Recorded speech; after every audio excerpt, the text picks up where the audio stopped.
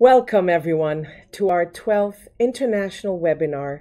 This time, we are focusing on a subject that has basically engulfed me personally in the last 3 months, and I truly believe it is our duty to raise it and shout out to the world on the importance of it. Accessibility in times of emergency, leaving no one behind, Ukraine 2022. And this is as part of the 15th session of the Conference of State Parties to the UN's CRPD. We're very honored to be here. I am Michal Rimon, the CEO of Access Israel, and I'm not going to jinx it. Every time I introduce myself as the proud CEO, proud of the accomplishments, the projects, but most of all the people. And today you're going to meet some of these people, whether it's employees, volunteers, or partners. It is just through the cooperation of all these players we can really do what we're doing. It feels so good to see you all here. It feels, in a way, that every year when we meet at the COSP, it is like the celebration for everything having to do with disabilities. A celebration of sharing, of learning, of putting the subject that at the end of the day is so important to us all on such an important international table. Before I begin, I would like to mention a few things about the accessibility of the event. In order to be more accessible for people with visual disabilities, I will give a quick visual description of myself.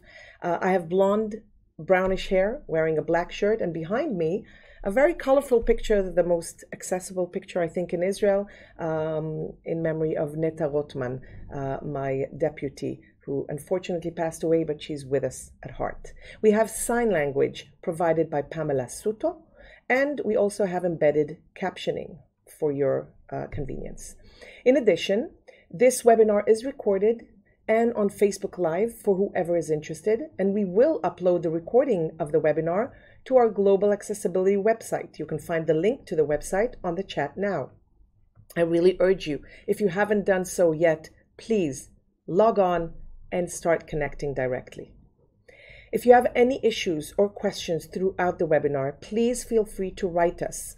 This is a pre-recorded webinar, but we are with you live right now. So if there's anything you want to ask or any questions or problems, please write us in the chat box or directly to Noah Biron.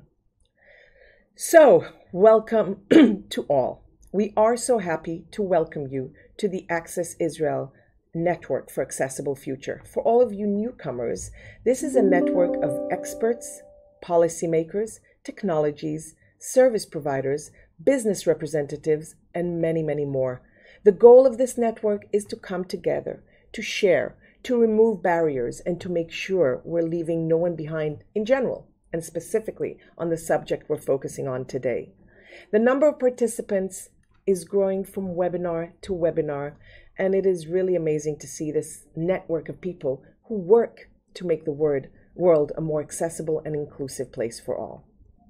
Now, I'm totally ready for the next COSP to be face-to-face.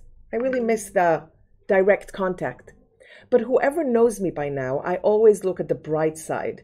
And let's face it, not all of the many people register for this webinar, and many more who will see the recording from all over the world. We have over 125 countries in our network, would have made it to the UN. And now, thanks to the possibility of virtual webinars, so many more can enjoy the amazing content we have today.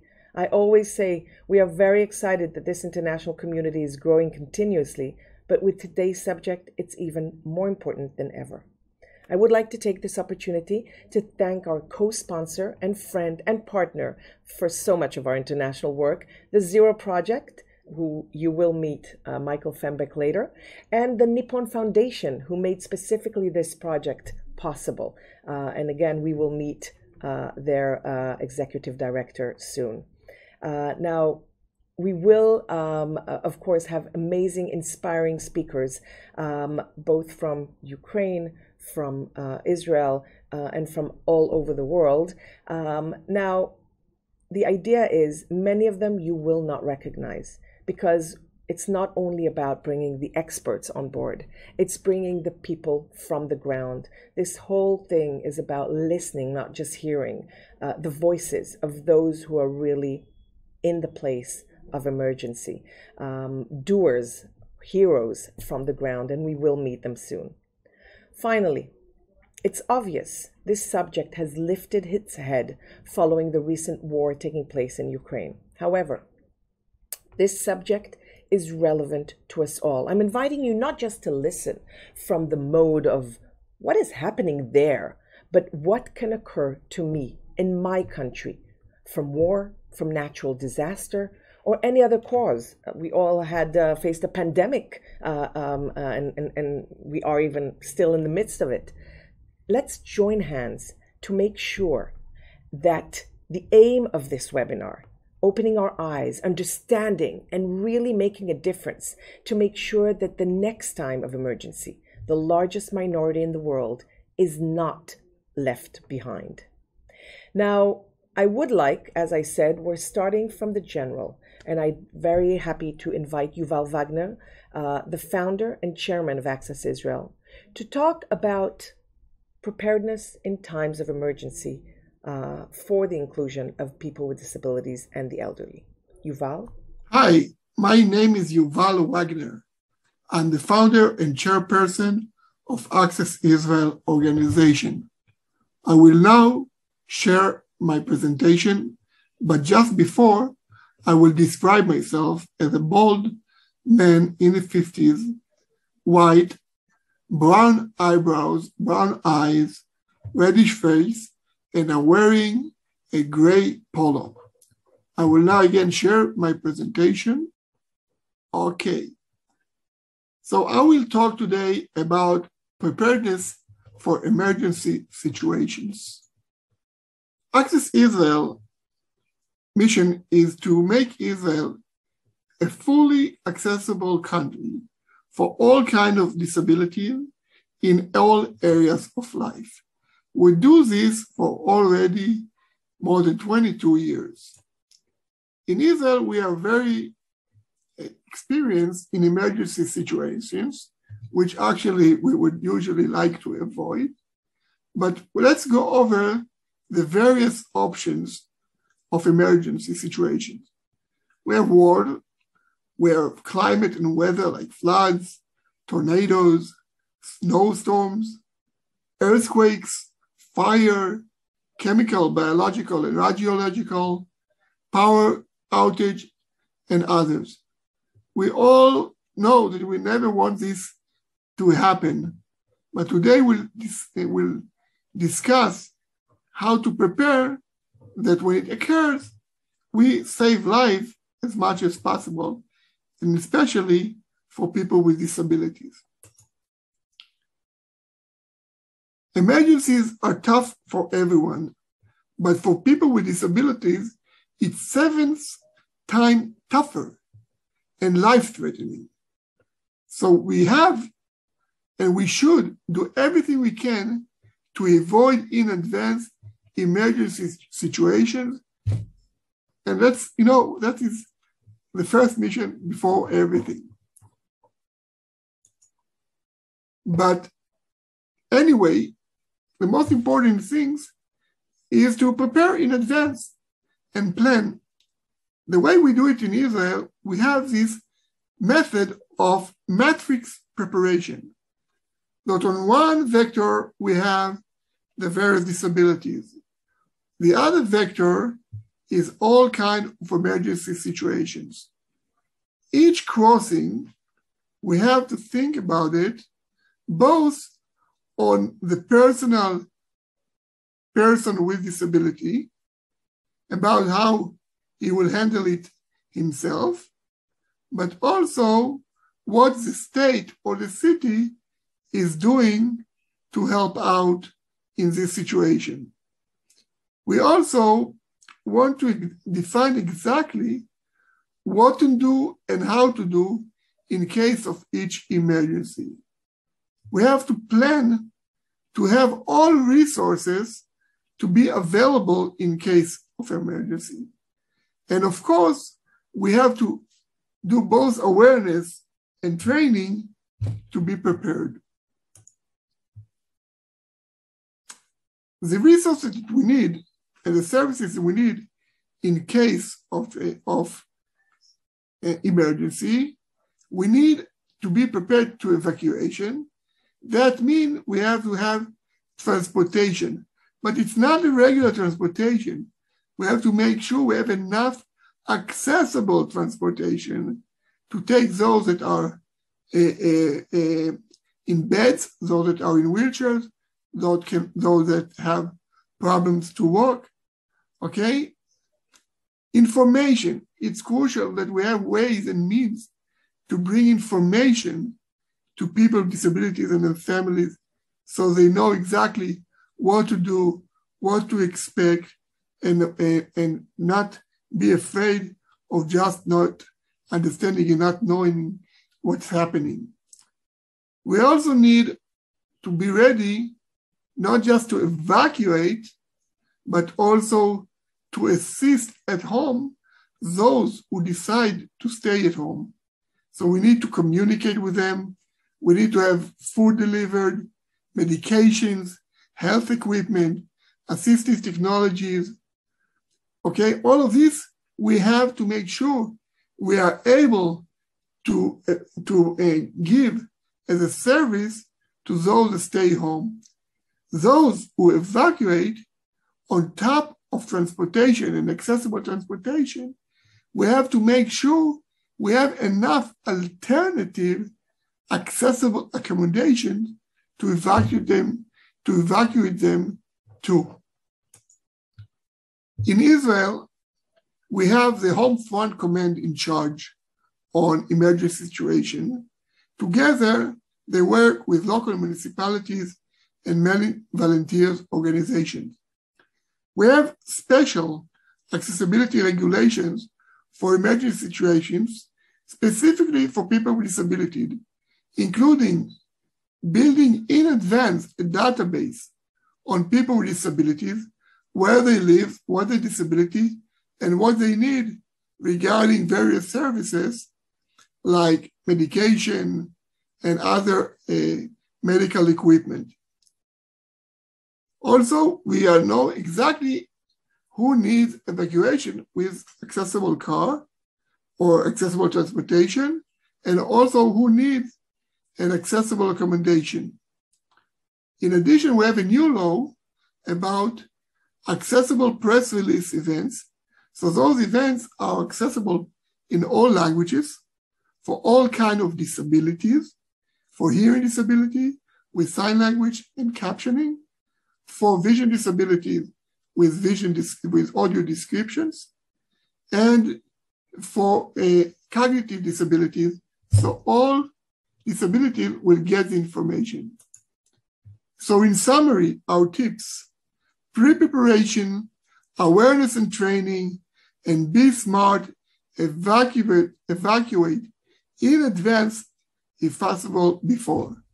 Thank you very much, and hope we don't have to have any emergency situation. Thank you very much.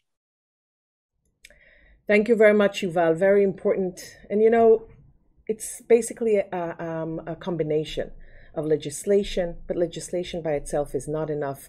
Legislation, training, awareness, and really making sure that it's not just there in the titles, but really happening on the ground. And I have no doubt that here in Israel, we are doing what we can to promote that. And the idea is, again, to see and learn from other places around the world and share what happens with us and make it better for the next times. So this is all about sharing. And if you want more information about the legislation and what's going on in Israel, please feel free to contact us either now in the chat or later on by email. Okay, so after we spoke in general about preparedness in times of emergency for accessibility, people with disabilities and the elderly, I really wanted to give a special focus on the elderly. In many cases, we are not really prepared and we don't necessarily understand the importance and the uniqueness of the elderly in the world in times of emergency. So I'm very happy to invite a dear friend and a leader, Mr. Luis Galagos, the president of Global Initiative for Aging Foundation. He is also the chairman of UNITAR and of G3ICT. Mr. Galagos, please. It is an honor and a pleasure for me to be with you today and talk about a very important initiative in the world that we have in the conflict area, where we have analyzed the issue of accessibility, the lack of accessibility in wartime. The rescues in Ukraine of the people who are disabled and the people who are elderly have been one of the challenges that the world has met. Helping them leave the combat areas, helping them leave the war zones has been a challenge for many organizations in the world, and the Nippon Foundation and Access Israel have worked together on this issue in the Ukraine with an initiative that we believe is going to be a landmark initiative in the future, because we are also talking about emergency situations that not only deal with war issues, but also with the tragedy of climate change and the aggravation of the cycles of storms and the rest, who are affecting persons with disabilities as a vulnerable group and the aging. The particularities of the persons who are aging are their entrenched willingness not to leave their homes. They're not, and this is one of the reasons why it is difficult for organizations to try to aid them and remove them from these complicated situations. On the other hand, you see the volunteers who are working on the ground with their purple vests that have become the symbol of this organization, to move them to safer places and move them to other countries even, in order for them to be adequately attended to. This has been a particularly difficult moment for the world because of the pandemic, because of the situation of health, and because the elderly group has been the most affected group of people during this last historic paradigm situation, which has meant that this group has the most people who have died have come from this group. Therefore, we are trying, and this is where we must train people, not only those on the ground, but those in general. And Access Israel is preparing the training materials for persons to be able to do this in conflict areas. We will be working in the future on generating emergency readiness ecosystems in organizations and guidelines in order to promote policy in not only national policies in countries and local policies in municipalities and local governments, but also world policy in the international organizations that deal with natural disasters and that also deal with these issues like climate change, disability, and aging. As we move forward, we are looking into the objective of having a convention on persons who are aging, which is very similar to the intentions we had when we negotiated and promoted and put in force the Convention for Persons with Disabilities, the CRPD. As we meet in the next days in New York at COS 15, we will be discussing also this important and relevant issue that we believe needs to be on the front line of the discussion. It is the new frontier issue that we will be dealing with as the world ages. We are now 1 billion people who are aging, but by the year 2050, we will be 2 billion people. And of those 2 billion people, we will be 800 million past the age of 80. This is a complicated moment in the demographics of the world because it is the first time in the history of the world that we are more people aging than children being born.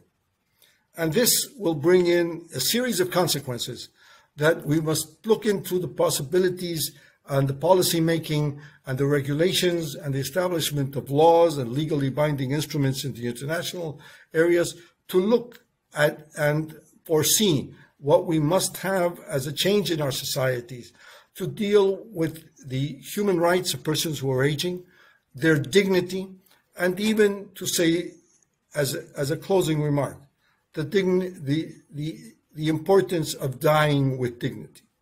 And I believe that this is one of the relevant issues that the society will meet in the near future, and we will all engage in this.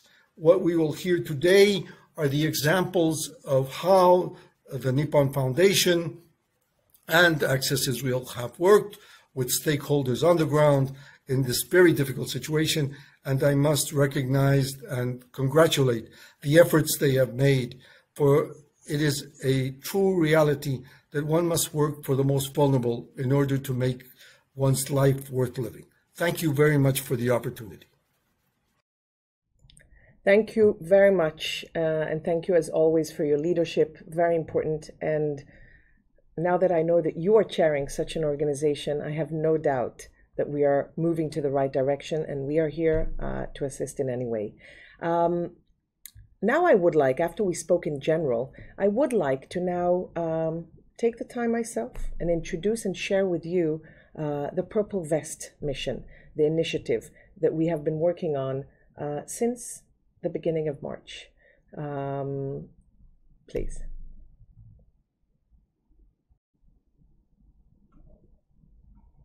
So I am very, very happy to introduce my presentation, something I have been personally and the whole organization been involved in the last 3 months. And I must say that it's a great honor to be able to do something, to make a difference. And this is, I think, something that we hear from many of the speakers in our panels today. So before I start this, I just want to double check that we're all on the same page. Access Israel was founded by Yuval Wagner, who sits in a wheelchair, but the whole idea of Access Israel is not one disability or another, but rather all disabilities, accessibility in all areas of life. And accessibility is in our name, but it's not the goal. It's a means to an end. The end is true inclusion, improvement of quality of life for people with all types of disability, all areas of life. This is what it's all about in peacetime and definitely during emergency time.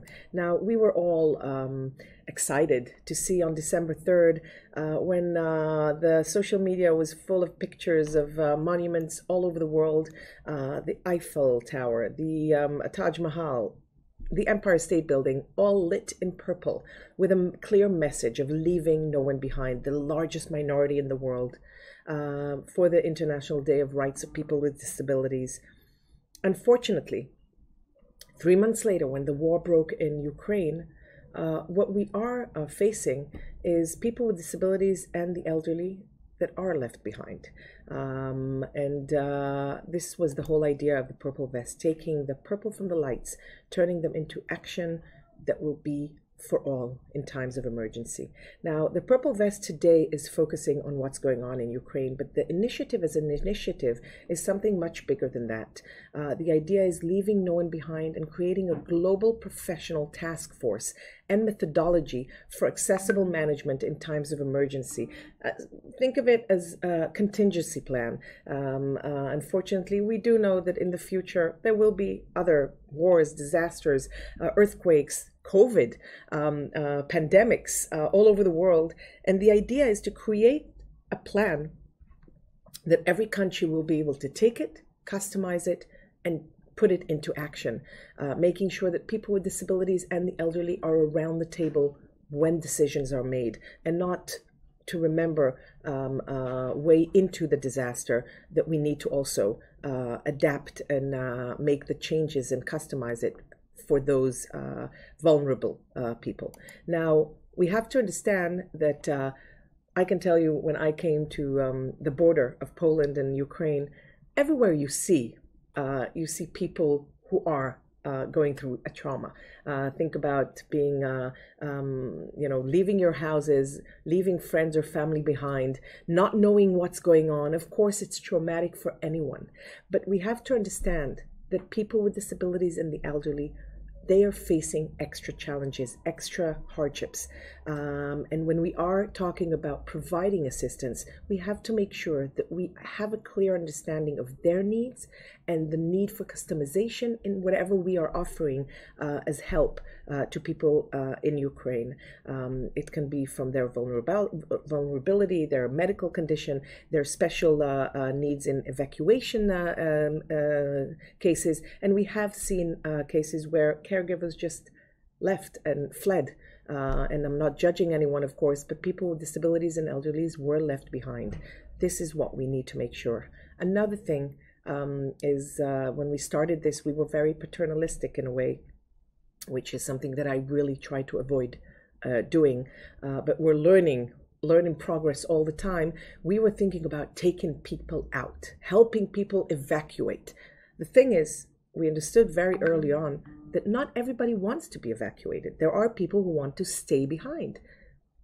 Purple Vest makes sure that you don't leave behind somebody who wants to stay behind. You take care and you help and you assist and you offer help to them also.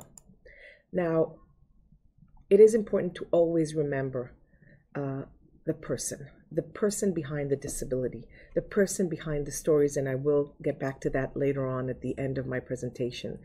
It is very easy to go into the mechanics and the technicalities and the its and bitsies of evacuation process, but we always have to look at the person in the eyes and make sure that we have him, her in our minds, and we're listening to them and not forcing anything that we think is right. We have to remember that before the war, there were 2.7 million people with disabilities registered in Ukraine. Again, we're talking all types of disabilities. One of the challenges I saw when I came to Tesco in Przemyśl in Poland, an amazing center where volunteers, heroes from all over the world are coming together and helping, welcoming people from Ukraine, assisting them for couple of days, for a week, while they're looking for other places to go to. People that are coming from all kinds of countries, some of which do not have accessibility or advanced accessibility back home.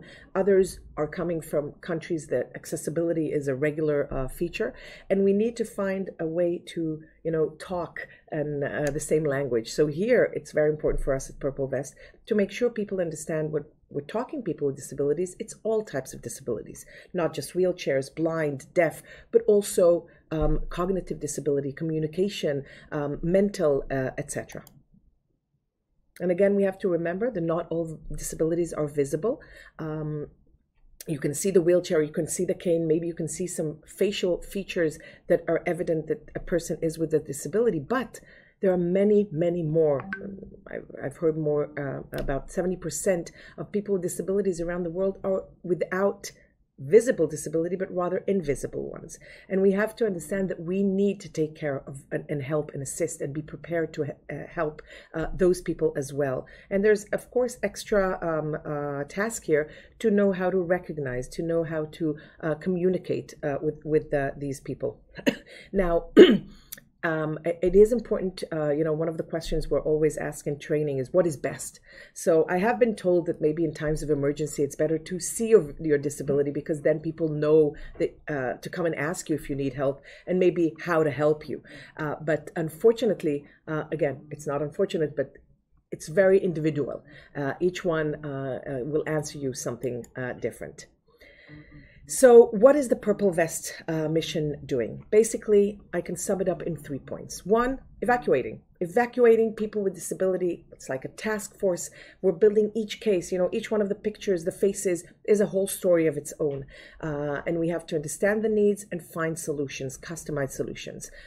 Another part is, as I said, taking care or helping those choosing to stay behind, not leaving them behind. And again, understanding what their needs are and assisting usually with people on the ground, people who are already there doing an amazing job. Another thing is knowledge. Knowledge is probably one of the most important things to provide people in such cases. I can tell you that we have many cases where people with disabilities, one case I remember in Kiev, an elderly lady, an ambulance actually came to her house to pick her up, an accessible one. They were prepared to take her from Kiev to Lvov. And over there, don't worry, you'll be okay. Well, it wasn't okay. She refused to go because she needed knowledge. She needed to know what will happen once she's there. She needed to understand, to see pictures, to be more clear that the accessibility offered to her at point A will continue all the way through. So our website basically is coming to two audiences. One is people with disabilities, elderly, and their families in Ukraine, offering them a possibility to register for evacuation or for help, and to receive information, checklists on what to take for the way.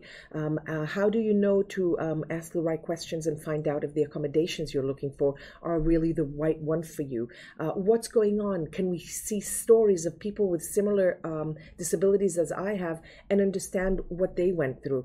These are bits of information that really make a difference. Another audience for our website are volunteers, organization, already there, trying to help whether virtually or physically in Ukraine and in the neighboring countries, information and trainings on what is needed, how to do it right, how to do it accessible. Lastly, Purple Vest Mission is offering anyone to join. Even if you are now in your country and have nothing to do with what's going on in Ukraine, the idea is to create really a network all over the world of people who are adding on information to Purple Vest, technologies, methodologies, and being prepared if and when it hits closer to home. Accessibility, again, just so we'll all talk the same language, it's not just the ability to arrive to places, it's not just the physical accessibility, but the services provided, the facilities provided to all have to be also fitted for people with disabilities. We always call it turning the human factor into a human ramp.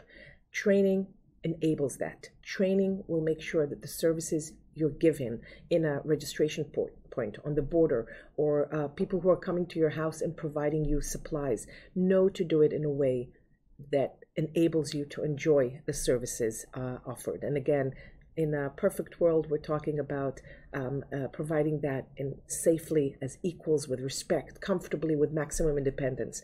During times of wars, we just want to be able to enable people to arrive to places, enable them to receive the services and use the facilities. Unfortunately, we cannot expect perfect accessibility always, but we're doing the best we can by joining hands.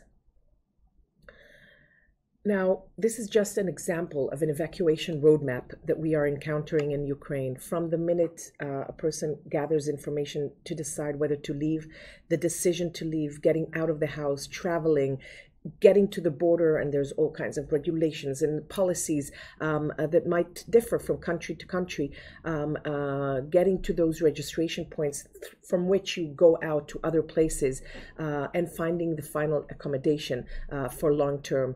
All of this sequence, we have to understand, has its difficulties, has its challenges, but has solutions. Solutions that through training, through joining hands, we will be able to make sure exists. And we have to understand with accessibility, if it's not accessible all the way, it's not accessible. It's not enough to say, mostly, step 1, 2, and 5 are accessible. In between, there's a problem, because in many cases, those stages which are not will just be a block and will not enable to complete the journey. So, as I said, the whole idea is connecting the dots, making sure all stages in the sequence are accessible. And again, we're not reinventing the wheel here. We are looking to partner with those who are already doing amazing things. We are listening to the ground, to the challenges, to the requests, helping them the way they want to be helped, if they need help, providing value to the partners, training, information, connections that will help them do their work and their volunteering better, finding ways to scale up. Here I must mention our next speaker soon, the Nippon Foundation. Basically, they saw us, heard us, listened to us, and enabled us to scale up and really make a change. And this is an amazing thing, along with our two other partners for this project, the Social Work Hub and WEED here in the US with their partners FFR in Ukraine. The idea is really to work together, each one their own methodology, and trying to make a difference. And again, we have to understand we are working in an area under war. We are working in an area that is structureless many times, shaky setting. You know, one road can be good one day and the next one it's bombarded, and that's not the venue to go to. We have to be connected. We have to get information. We have to be flexible, innovative, and attentive. Up till now, we have evacuated more than 700 people. More than 500 have received supplies, and the numbers are rising. I think since the time we made this presentation, trainings are done both digitally and face-to-face. And as I mentioned before, it was an honor and a pleasure to help turn Tesco International Relocation Center in Przemyśl into a more accessible ones. And it's work in progress still, but we have amazing people there to work with. And what's next? So as I said, Ukraine 2022 is now the focus, now the goal. But again, I'm urging each one of you to look at it as a bigger picture, looking globally, preparing an inclusive emergency preparedness guideline, and recruiting those global representatives that even if they're not active now, they will be prepared to help elsewhere. And lastly, the people. Remember the people. Remember the faces. This is who we're here for, and we always have to be attentive to their needs. So thank you very much for the attention. So I'm very happy to introduce our next speaker, Mr. Ishiro Kabasawa. He is the Executive Director of the Nippon Foundation, which in a way made it possible for us to proceed with Purple Vest. So please, I'd love to hear your input on this. Okay, well, thank you very much, Michal. Let me explain what the Nippon Foundation is and what we do for persons with disabilities. The Nippon Foundation is the largest foundation in Japan and most likely one of the largest foundations in Asia. And since its establishment in 1962, the Nippon Foundation has been involved in a variety of activities to support persons with disabilities, both in Japan and other 48 countries around the world. Let me give you some examples that we have conducted in the past. For example, we have established 6 schools in 6 different countries in Southeast Asia to educate professionals to produce prosthetics and orthopedics. And it took us 10 years to build one school, since we have to educate, we have to train the local trainers to educate their local students. So it took us 10 years to establish one school in one country. And it took us 30 years in total to establish those 6 schools in 6 different countries. So the Nippon Foundation's support for persons with disabilities is one of the most important pillars of our work. And the total amount of support exceeds $1 billion. Since Japan has a lot of disaster, we have earthquake, we have rainfall and other disasters, and we found out that the death rate of persons with disabilities in the Great East Japan earthquake that struck Japan in 2011 was more than twice that of the population as a whole. Persons with disabilities are among the most vulnerable in times of crisis. That's we have found out from our experience. Even if they are able to evacuate, they face significant obstacles such as accessibility of information and transportation, and also the understanding of those around them in the evacuation centers. Since 2012, in collaboration with organizations of persons with disabilities in Japan and around the world, we have repeatedly stressed the importance of inclusive disaster management to related UN agencies and national governments. As a result, the Sendai framework adopted at the UN World Conference on Disaster Risk Reduction held in Sendai, which is a city, the name of the city in Japan, in 2015. It is right after this huge disaster we experienced in Japan. Included persons with disabilities as an important stakeholder in disaster reduction. In addition, to enable as many people with disabilities as possible to participate in the conference, we supported the whole conference to be as accessible as possible. And I would like to move on to the topics on Ukraine. Despite these discussions, persons with disabilities have been left behind in Russia's military invasion of Ukraine. Unfortunately, no large-scale support by, for example, the United Nations or other international organizations has been seen to date. The Nippon Foundation is therefore supporting persons with disabilities and their families in Ukraine by providing financial assistance to a group of NPOs in Ukraine, Austria, and the United States with Access Israel at its core. It is perhaps the only consortium dedicated to helping evacuate persons with disabilities in Ukraine. However, it is very limited in size with only about 2.2 million over 6 months. The major challenge for issues related to persons with disabilities in Ukraine is how to provide assistance on a large scale. As I mentioned, our support is very limited. So we would like to deepen cooperation with the United Nations and other governments of other countries, of course, including Japan. Again, Japan is a disaster-prone country with frequent earthquakes and heavy rainfall. Japan is the world's most aged society at the same time, and as a result, there are many persons with disabilities. So we have a lot of knowledge about inclusive crisis response. How can we build a system that can implement this on the ground? I think that's very important topic. We have talked about a lot how we can support, how we can respond to this crisis, including our current crisis in Ukraine.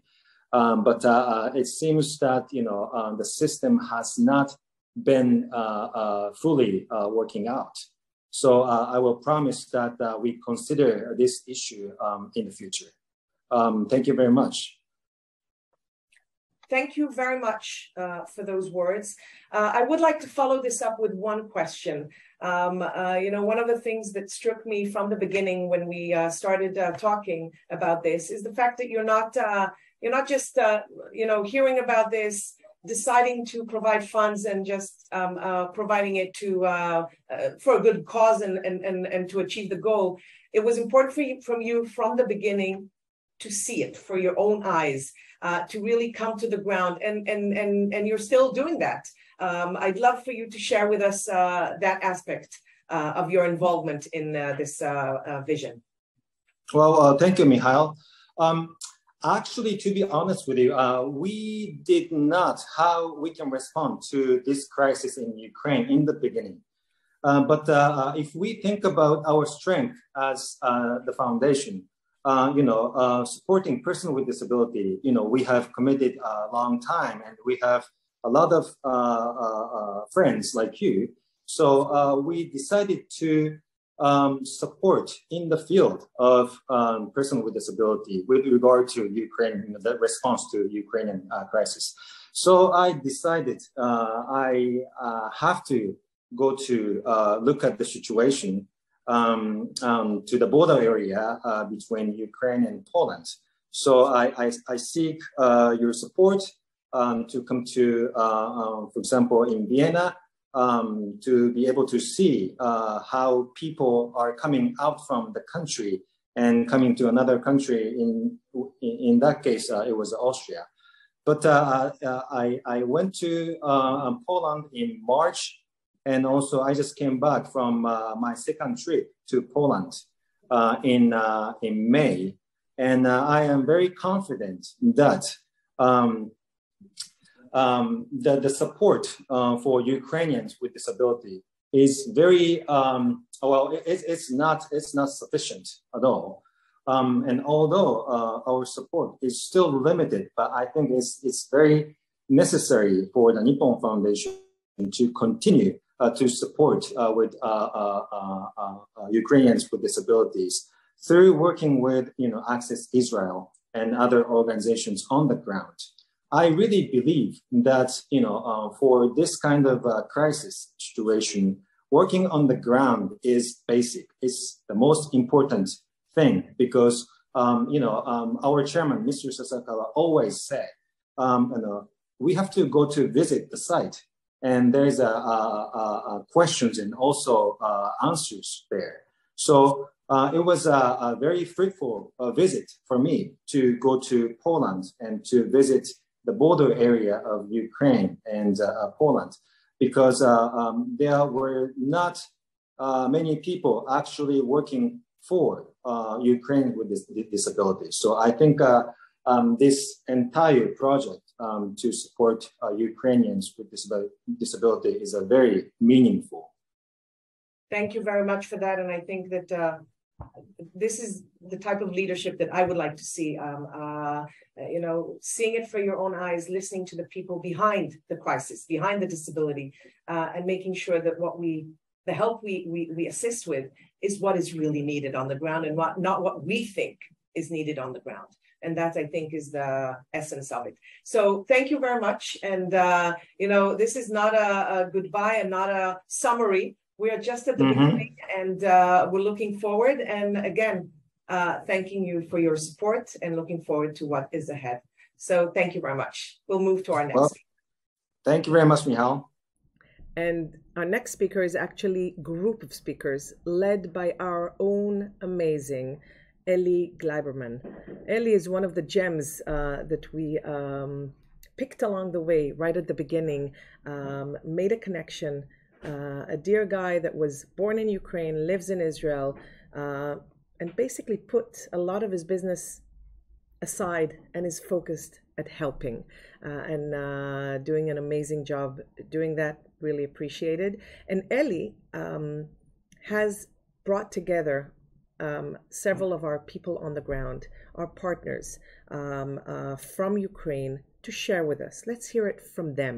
Ellie is the head of the operations of Purple Vest Ukraine 2022, and I can tell you, operations is 24/7. Let's hear it from Ellie and the amazing, amazing partners. Всем доброго вечера. Мы из Украины. Основная команда Purple Vest, которая находится в Украине. Мы сегодня будем записывать это видео для того, чтобы донести до мира, донести в Ассамблее ООН самые важные вещи, самые необходимые и самые горячие темы, которые сейчас происходят на Украине, для того, чтобы мы популяризировали наш проект. Первый вопрос, ребят, где и как вы узнали то, что началось полномасштабное вторжение на Украину? Я бы хотел, чтобы на этот вопрос ответила Наталья Мазур. В 5 утра мой муж вышел на балкон курить, и у нас на Салтовке просто сразу прилетело. То есть вот обстрел начался, и мы его просто увидели. Он меня разбудил и сказал: Наташа, война началась. Алексей, расскажи, пожалуйста, где застала эта новость тебя? Я был в Израиле, рано утром работал на своем проекте, и мне позвонили и сказали: включи новости. Где ты находишься сейчас локально? Сейчас я нахожусь в Польше, после того, как вывез женщину из Харькова в клинику, где ее приняли на лечение, на реабилитацию. По дороге назад в Украину, в Польшу. Я хотел задать вопрос, каковой была ваша жизнь до 24 февраля? Чем вы занимались, где вы жили, как вы жили? Мария. Чем я занималась? Я собиралась в декрет, потому что это был 6-й месяц беременности, сейчас уже 9-й. Мы находимся сейчас в Харькове, занимаемся волонтерской деятельностью сейчас. А до этого я мама, вот, ждем 2-го ребенка. Сейчас все сложно, и мы уже 3 месяца в войне. Харьков нас сейчас бомбят и усиленно.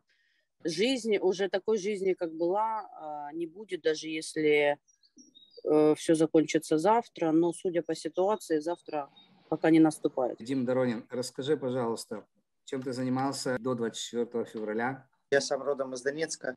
На момент начала войны находился в Киеве. Свою работу веду в Харькове. Занимался я швейным бизнесом. Все было успешно и все было прекрасно, пока не пришли оккупанты на нашу родную землю. Расскажите, где вы сейчас находитесь, как вы оказались в этом месте и чем вы сейчас занимаетесь, Илья? На данный момент в Харькове. Попал сюда спустя 20 лет жизни в Израиле. И 24 февраля, когда началась война, я понял, что если я выбрал жить в этой стране, то мой выбор, он однозначен и бесповоротен. Помогаем и бабушкам, и дедушкам, и взрослым медикаментами, и едой, и всем, чем можем. Лиза. Привет, я Лиза из Киева. Сейчас я нахожусь в Израиле. 24 февраля в 4 утра я вернулась со съемки домой. Это была последняя ночь, которую я провела вместе со своей командой, со своими друзьями. Через полчаса после того, как пришла домой, я узнала, что началась война, потому что мне позвонила сестра. Мы уехали в село, волонтерили. Потом я вернулась в Киев к родителям. В этот день взорвалось под домом у нас. И меня родители уговорили вывезти бабушку в Израиль, потому что она сложно ходит, и для нее спускаться в убежище – это достаточно большая проблема. Вместе с этим я поехала в Ирпень, под бомбежками вывезла бабушку своего одноклассника. Пешком мы переходили мост, который разрушен. И вот мы втроем, я и 2 бабушки, мы вместе сейчас приехали в Израиль, и я работаю вместе с нашей командой израильской, координирую, помогаю как могу отсюда. Я хотел задать следующий вопрос. Чем вы занимаетесь сейчас и почему вы этим занимаетесь? Галина. Чем я занимаюсь сейчас, легче сказать, чем не занимаюсь. Начиная от того, что оказываем гуманитарную помощь всем, кто оказался в сложной ситуации. Я нахожусь постоянно в Харькове. Мы начали заниматься эвакуацией. Сейчас мы уже занимаемся еще и патронажем, и многими другими вещами. Кроме нашей команды, практически очень мало людей, которые занимаются эвакуацией, вывозом сложных людей, малоподвижных. Ира. Я локально нахожусь сейчас в Варшаве. Занимаюсь сейчас тем, что помогаю беспомощным людям, на самом деле, которые попали в ужасную ситуацию, выбраться из страны, помочь им в гуманитарной помощи. Почему я этим занимаюсь? Потому что самый большой пинок такой у меня — это моя команда, которая в Киеве была раньше. Наши партнеры, которые с самого начала войны вели с нами разные проекты, занимались гуманитарной помощью. Они завозили гуманитарную помощь именно в Чернигов, и всю эту команду, а это 10 человек, моих родных, близких, с которыми я 24/7 была на связи, просто расстреляли. И я себе после этого пообещала, что я как бы не перестану помогать, я не перестану этого делать. И для меня это самое важное сейчас дело на самом деле. Я сейчас перейду к самому важному вопросу, на мой взгляд. Какая самая большая трудность в вашей работе на данный момент сейчас? Начнем с Димы. Дима Доронин. Большие трудности сейчас состоят, это 2 проблемы. Это финансирование для детей-сирот, детей, вывезенных с оккупированных территорий. Также это средства для покупки для тех же детей игрушек, пар для обучения, для того, чтобы народ Украины развивался. Я выделяю 2 пункта. Это логистика, очень тяжелая сейчас с Европы. И второе – это средства. Наташа. Я бы, пожалуй, акцент сделала на том, что очень большая вариативность проблем. Мы можем не знать, что нужно в какой момент. Нужны средства на какие-то вещи, которые ты заранее не заложишь в проект. Все очень быстро меняется. Сегодня мы вывозим здоровых людей, остались старики. Эти старики, мы не можем их вывести, потому что они в подвале. Им нужно гуманитарку везти. Для того, чтобы везти им гуманитарку, нужен автотранспорт. Вот сейчас вот все везут этот автотранспорт. Маш, тогда расскажи, да, пару Я слов. считаю, самая основная трудность, первая, это куда селить людей, которых мы эвакуировали. Идет именно комплексный, нужен подход правильный по распределению людей. Это очень большая проблема. Вторая очень большая проблема – это волонтеры, которые выдохлись за 3 месяца работы. Мы нуждаемся в финансировании под определенные проекты, чтобы мы могли волонтеров удерживать их здесь, давая им под проекты премии, рабочие места за выполненный труд. Поэтому нужно официальное финансирование фондов. Алексей. И все задают мне один и тот же вопрос. Алексей, когда вы приедете меня забирать? Это самый тяжелый момент во всей этой работе. Оставить человека в незнакомом месте, в незнакомой стране с незнакомыми немецкоговорящими или польскоговорящими сотрудниками, это самый тяжелый момент в моей работе. Аленка, привет еще раз. Есть несколько направлений, в которых мы работаем. Первое направление – это дети. Сейчас очень много каких-то таких ограничений, которые касаются детей, особенно сирот. Мы очень хотели их вывести за границу, потому что в Украине нет столько места, чтобы за ними ухаживать, и нет этих средств, потому что все-таки сейчас государство думает об войне, а не о детях, да. И вот это есть такая трудность, потому что тоже у нас все-таки люди думают больше о солдатах, что нужно все делать касательно только победы. Если я со своей стороны финализирую именно этот вопрос, 3 основные вещи, которые я услышал, это финансирование человеческого ресурса, второе – это места эвакуации, и третье – это гуманитарная помощь для людей, которые находятся непосредственно там. У каждого, я уверен, да, есть какая-то особая история, какая-то ситуация, да, в работе, как волонтеры, да, как часть команды. Расскажите, да, вот именно ту ситуацию или про того человека, который у вас вот в голове запомнился надолго-долго. Наташа. Это, наверное, наш большой успех с Галей вместе был и наша большая неудача. Мы решили масштабненько, мы заказали вагон, собрали со Салтовки лежачих 17 человек, всех вместе погрузили их в этот вагон отправили, я договорилась с принимающей стороной. Вагон едет, и мне принимающая сторона звонит и говорит, что мы принимать их не будем. Звоню Гале и говорю: Галь, что делать? А она мне говорит: а ты не переживай, все решится. Появятся люди, они всегда появляются, которые помогут. Действительно появились люди, и они помогли. Был немецкий фонд, это была военная администрация на Западной Украине. Это было вот так это произошло. То есть вот это вот, наверное, самая большая такая удача. Ир, расскажи, если у тебя есть какая-то такая история, которая на тебя повлияла и запомнилась. Сейчас очень сложная ситуация именно с солдатами, потому что их жизнь реально висит на волоске. То есть один день у них хорошее самочувствие, состояние, на второй день они уже практически на том свете. И ситуации, когда жизнь человека висит на волоске, на меня влияет больше всего. Илья, у тебя есть история, которая запомнилась тебе за все это время? Есть маленький мальчик, которому было 2,5 года. Это мальчик, которого я вывез из Мариуполя. 21 марта я со знакомым собрался, и мы на своих волонтерских парах решили, что мы поедем в Мариуполь, оккупированный, и мы будем вывозить людей, кого сможем. Нам удалось спасти 7 человек, из них 2 взрослых бабушки, мужчина с женщиной, и еще 2 девочки с маленьким ребенком. И вот когда я доставил их до конечной точки, его спасибо, улыбка дают мне каждый день силы для того, чтобы просыпаться и продолжать заниматься тем, чем я занимаюсь. Если у тебя есть вкратце с улыбкой рассказать, и это будет очень круто. Я, наверное, расскажу последний разговор с своим другом. Это было 23 число. Он перед этим месяцем возвратился из войны, потому что попал под обстрелы. Там очень много людей умерло. Но мы его поставили на ноги. Он был снайпером. И после этого он поехал на войну. Пробыл 5 дней. И они все умерли. Для этого привезли его тело. И мы пришли на похорон. Пришел мой друг, который был после тоже ранения, 8 осколков в нем было, да. Он не заплакал ни разу. Это его был очень близкий друг. И пришел мальчик.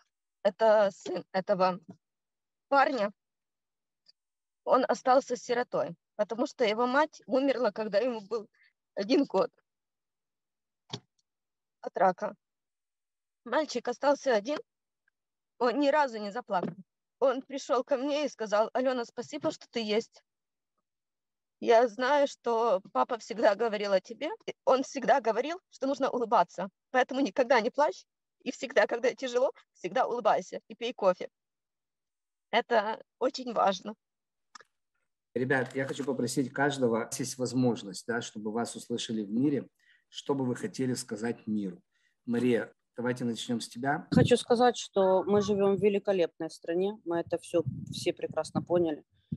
И сейчас народ Украины как единый кулак, нас не надо освобождать, мы не хотим русского мира, мы хотим жить в спокойствии, рожать в своих домах своих детей, воспитывать их и не покидать свой дом. И мы любим свою страну и будем отстаивать ее до конца, друзья. Лиза. Я хочу сказать с точки зрения украинской современной молодежи, мы очень талантливы, мы очень классные. И я хочу, чтобы мы наш талант тратили на то, чтобы создавать что-то новое, а не придумывать, как воплотить новые автоматы, тепловизоры и скорые. Я хочу, чтобы мы создавали мир и строили культуру, а не думали о том, как защищать нашу страну. И Спасибо. я прошу мир помнить об этом. Ать. Я хотела сказать, что в моей жизни война присутствует с 2014 года, потому что я родилась в Луганске, там началась война, тогда у меня забрали мой родной дом. Сейчас народ Украины борется за мир, и моя очень большая мечта, чтобы мои дети никогда не видели войну, чтобы они не понимали, насколько это страшно, не знали, что такое война. И сейчас мы за это боремся, и я хочу, чтобы мир не забывал об этом и помогал нам в этой борьбе, и чтобы в нашем мире все-таки был мир, и когда-нибудь я смогла приехать в свой родной город и в свой дом. Ир. Я хочу сказать, чтобы мир не забывал, на данный момент война не закончилась, и люди не перестали умирать. И я хочу попросить всех продолжать помогать, продолжать не быть безразличными и не уставать от того, что мы делаем. Наташ. Люди, не бойтесь. Страх – это грех. Не бойтесь действовать, не бойтесь помогать. Лёш. Просто повторю передо мной сказано. Для меня война началась в 2014 году. Я тоже родился в Луганске. Не могу туда попасть. Очень надеюсь, что когда-нибудь я пройдусь по родным улицам. Побываю на могилах своих родных. И я остаюсь в Украине до последнего, до победы. Илья? Хочу пожелать единственное, чтобы, как сказала Наташа, чтобы мир не боялся брать на себя ответственность и делать какие-то шаги в пользу Украины, как сегодня делают это все украинцы. Наберитесь смелости и делайте шаги вперед. Я хочу сказать от себя, то есть я благодарю Бога, что я познакомился с каждым из вас. So we heard testimonials, but you know, they say a picture is worth 1,000 words. I would like to share a very short clip from one of the evacuations.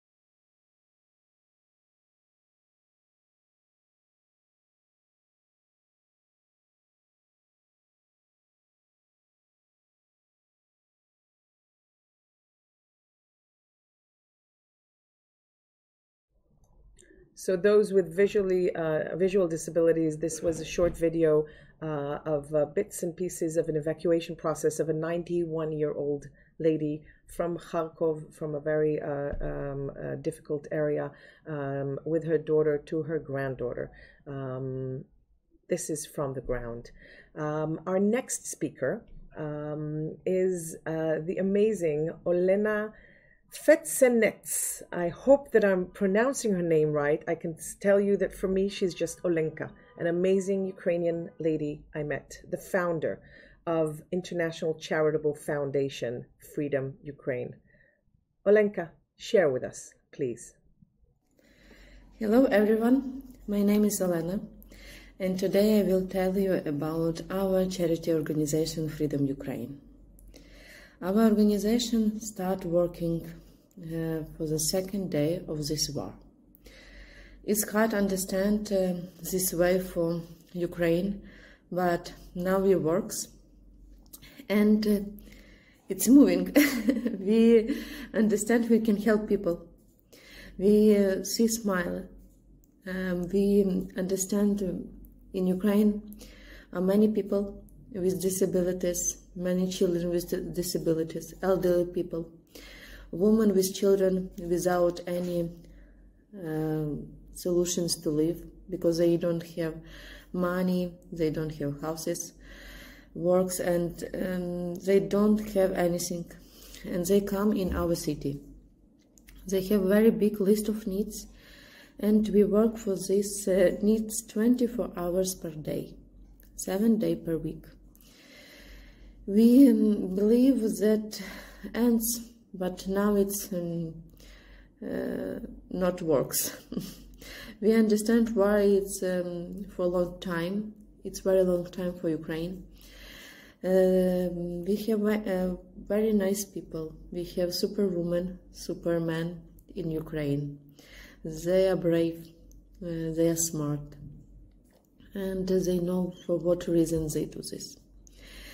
I have many perfect volunteers because they work, they believe, and they want to live in Ukraine. They always say to me, we can do this.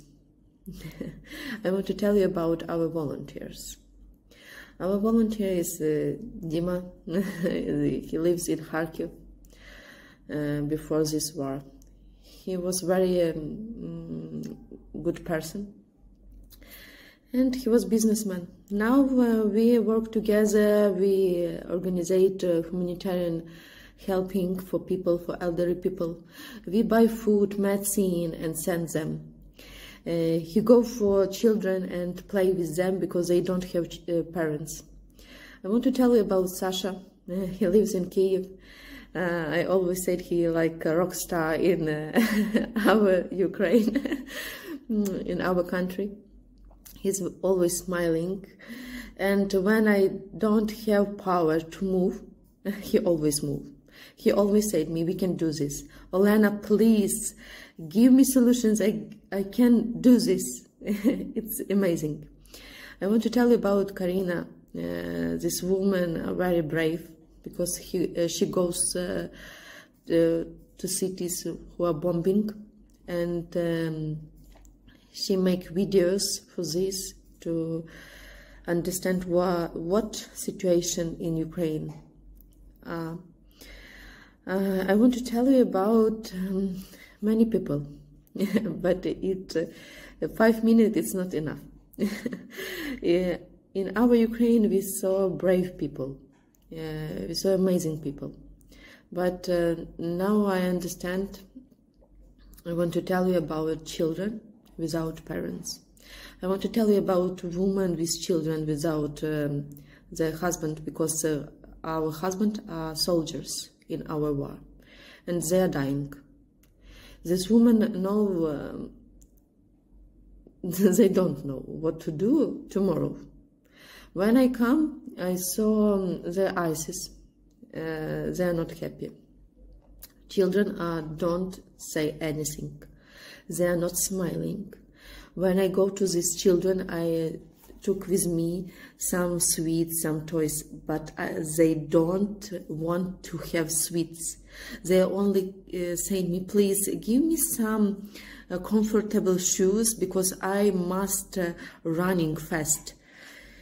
It's not normal, and now I understand this.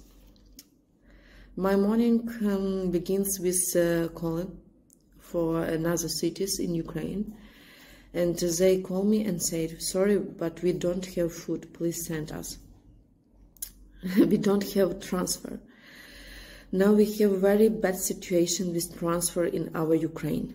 We don't have solutions to organize transfer to another city. But we work for this every day. And when we do this, we are always happy.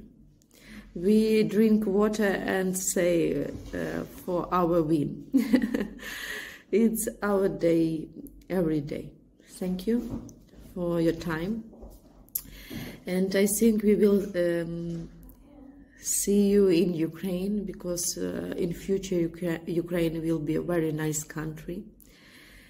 And one thing I want to tell you about very nice mission what we start in Ukraine with Israel organization. It's a Purple Vest mission, because now we can help people with disabilities.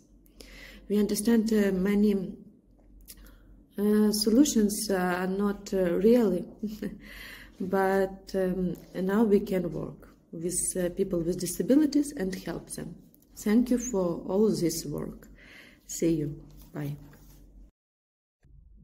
Thank you, Alenka. And remember what I always tell you, we're here for the marathon, not the sprint.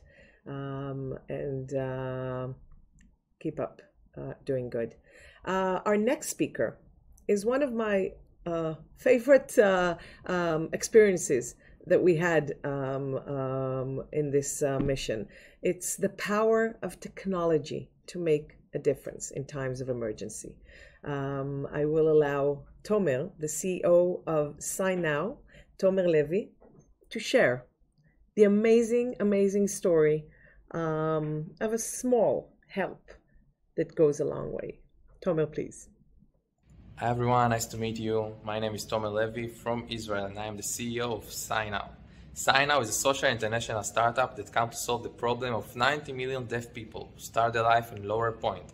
Today, they cannot communicate with the hearing environment, and for that we established the Sign Now app that connects between deaf consumers, sign language interpreters, and service providers in one button, on demand, anywhere and anytime.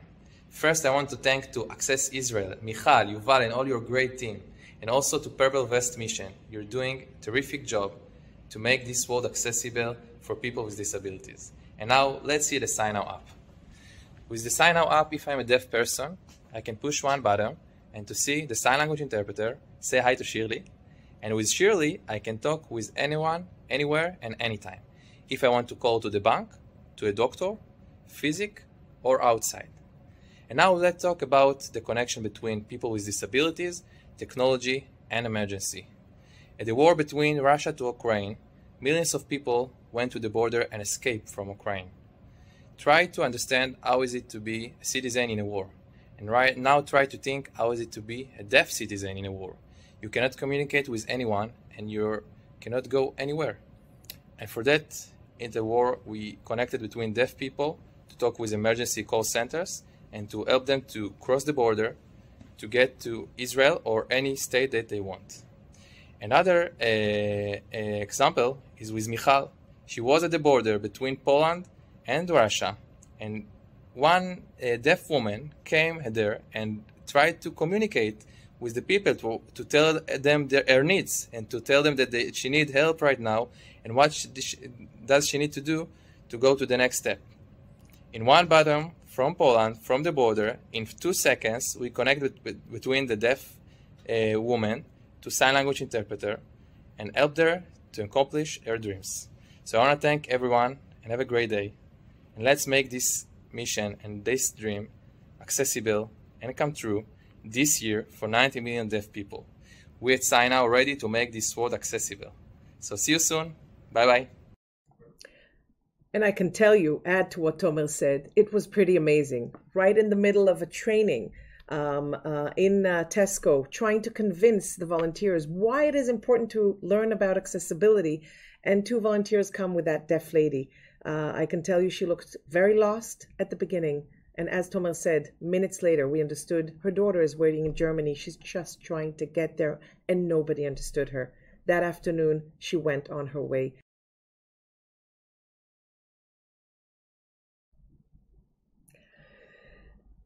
Okay, we are reaching the end, and we decided we're going to end with our co-sponsor for this event, a dear, dear friend, a dear, dear partner. Basically, my inspiration for all this international work. Zero Project Austria. I am very, very happy to invite Michael Fembeck, the director of Zero Project. Michael, please. Thank you, Michal, for this opportunity to speak in this superb side event and for the continuous partnership and friendship. But let me also congratulate Yuval, Michal, Access Israel, and the whole team of supporters of the Purple West mission for putting up such a strong project in such a short time. You were already up and running only a few days after the war in Ukraine broke out. So that is true leadership and chapeau. I think for me and everyone else who is not so close to the situation in Ukraine, we can only barely imagine the terrible conditions, the hopelessness many of them must feel, and the feeling of neglect that many of people with disabilities and the elderly currently experience. But among all that horror and looking how to bring relief and meaningful support to people with disabilities and the elderly in Ukraine, this situation proves once and again the need to cooperate and the need to work together. Nobody can do anything alone. So my intervention here today will be on putting, let's say, flesh to the bone of this statement. Let's work together, and everyone has to work together. That comes almost naturally, and nobody is against it. But with the Zero Project and with our background, we can, and with our ability to analyze innovative solutions that really work on the ground, we can really see what kind of cooperations really work, what kind of partnership really work in emergency situations, in refugee situations, and generally in disability inclusive risk reduction and relief. We have, as the Zero Project in the past 10 years, have collected more than 700 innovative solutions from more than 120 countries, and many of them also work in disability inclusive risk reduction and relief. And we are, what we did for this side event is we analyzed those and what they have in common, those that work in especially in refugee situations. And what they have in common is, not all of them, but many, that they work with public institutions, with public service providers and large NGOs that provide services in these kind of situations. So improving their ways, improving the way those large organizations work, that is what many of them, of these innovative solutions, have in common. So our understanding why that is quite simple. If you want to be efficient on the ground in extreme situations, everyone on the ground, these teams, they have to work exactly to the letter of their guidebooks, to the letter of their rules. There's not a lot of room to improvement. Only if someone is personally engaged, then they can adapt to the situation, to the needs of person with disabilities, if this is not in the guidebook. And if it's not in the guidebook, normally it's not done, or it's a lot of effort. So this is why many of the innovations that we found and that the ecosystem of the Zero Project selects works of improving the ways those large institutions work, or augment to them, add additional features to them, and teach them how to make themselves more inclusive and accessible. So in the second part of my intervention, I'm going to give a brief list of those that we find relevant and that might give some ideas how to also include them in the current project of the Purple West mission or any other relief project that works and wants to improve the situation for people with disabilities in Ukraine or that have left the country and are refugees in other countries. So what we found, for example, is related to school and teaching and training. So integrating already as preparedness, disaster procedures in school curricula is something that is done, for example, in South Sudan, and it's done by projects in Panama. To have minimum accessibility standards in refugee camps, that was also one awardee that is done by a project in Iraq. Another one, another method I would say that's often that's used more than once, for example, by Access Israel, is training the staff that works on the ground. So I'm talking about training people that provide those relief services, but also training people from the police, training people from the justice system, training people who give away grants to make them aware of the needs of people with disabilities. That's a method that's used very often.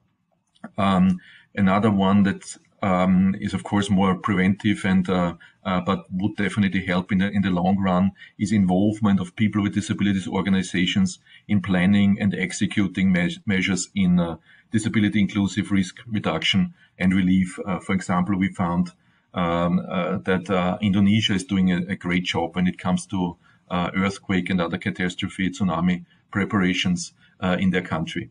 Another very clear one is measures to improve the communication. So, for example, there's a video emergency line for the hearing impaired, an innovative solution that has been implemented by Jordan. That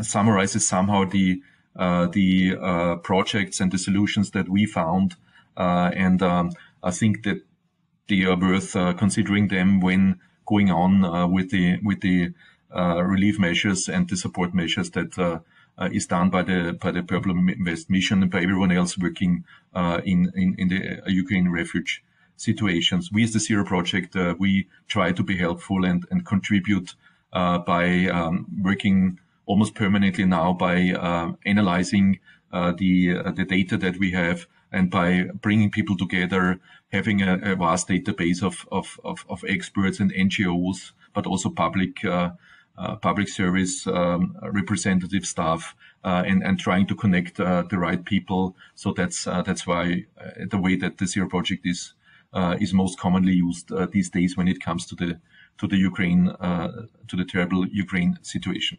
Let me finish by stressing that the current call for nominations of the Zero Project is out. It's still out a few days. So if you have working on an innovative solution supporting independent living and political participation or ICT, then please check out zeroproject.org.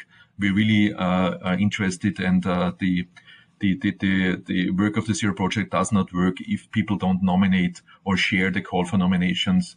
That's the hardest currency that we have, those excellent nominations. So please support people with disabilities, support the Zero Project by giving us your contacts and your data, and give us your time of nominating excellent nominations. It's definitely worth it. So back to you, Michal, and thank you for giving us the opportunity as the Zero Project for presenting here. Thank you. And it's a wrap. Thank you, Michael. Thank you to all our amazing speakers. And again, as I mentioned at the beginning, it's okay to sit at home, but we have to remember that we need to be sensitive, aware, ready, making sure that in our neck of the world, people with disabilities and elderly are integrated in an inclusive society always, but especially at times of wars and at times of emergency. So let's remember why we're here. Let's remember the people. And we'll end with a short video capturing a little of what has been done in the last 3 months. So thank you, everybody, and you're more than welcome to go into the website that you'll see now in the chat. Join in. Sign in for Purple Vest. Become a partner. Become a representative in your country. And let's do good together. Thank you very much.